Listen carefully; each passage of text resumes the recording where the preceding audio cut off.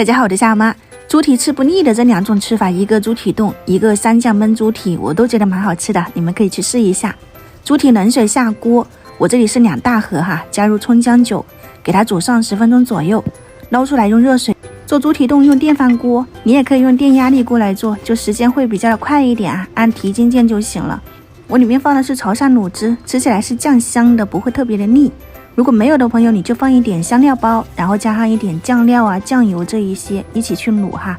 加入清水，电饭锅的煮粥键按2次，软烂就可以了。然后这边就放一点姜片。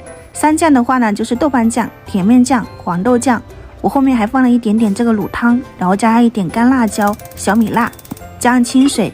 煮开后用小火慢煲4、50分钟。你喜欢吃趴一点的，你就煲久一点，煲得软烂。我喜欢吃有点嚼劲的哈，就大火收一下汁水。出锅之前撒上一点蒜末跟葱花，3酱焖猪蹄就搞定了。这个菜又简单又好吃，而且特别的下饭。电饭锅卤出来的猪蹄，你看就像这样子，特别的烂了，你就拿出来把里面的骨头给它挑干净，然后那个卤汤你放到锅里面再回收一下，基本上就是收一下这个汤汁，变得非常粘稠了，你就放到猪蹄里面。煮的时候把里面的浮沫跟油脂捞一捞，然后冷却以后就放到冰箱去定型。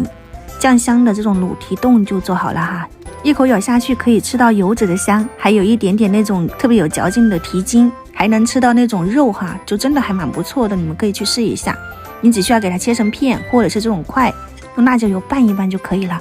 喜欢的朋友可以去尝试一下。我是夏妈，我们下次再见。